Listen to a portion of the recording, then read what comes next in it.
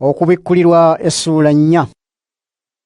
Ebyo bwe byaggwa ne ndaba oluggi olugguddwawo mu ggulu. Era eddoboozi lye nasooka okuwulira nga livuga nga akagombe ne liŋŋamba nti, "Yambuka wano, nkulage ebituuka okuddiira bino."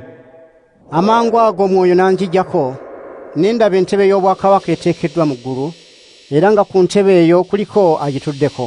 Oyo eyali agituddeko ng'endabika ye afaanana ng'amayinja ag'omuwendo aga yasipero ne saludiyo.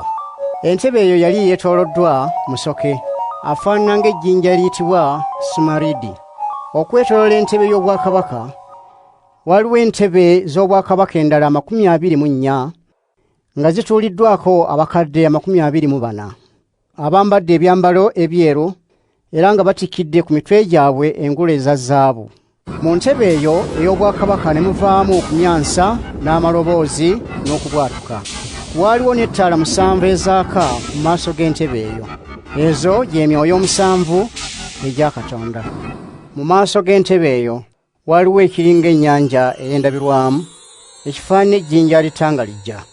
Ate okwetooloola entebe eyo ku buli ludda lwayo ng'eriyo ebiramu 4 nga mu maaso n'emabega waabyo bijjudde amaaso.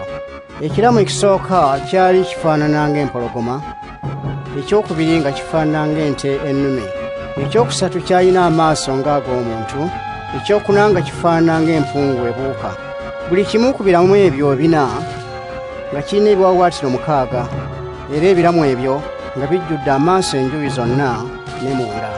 Era emisana n'ekiro awatali kusalawo nga bigamba nti, "Mutuukirivu, mutuukirivu, mutuukirivu, Mukama Katonda, Omuyiza wa byonna, eyabaawo era abaawo era ajja okubaawo."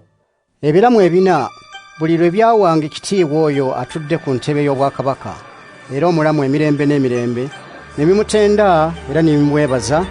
Bo abakadde 24 ne bavuunama mu maaso g'oyo atudde ku ntebe ey'obwakabaka omulamu emirembe n'emirembe, ne bamusinza.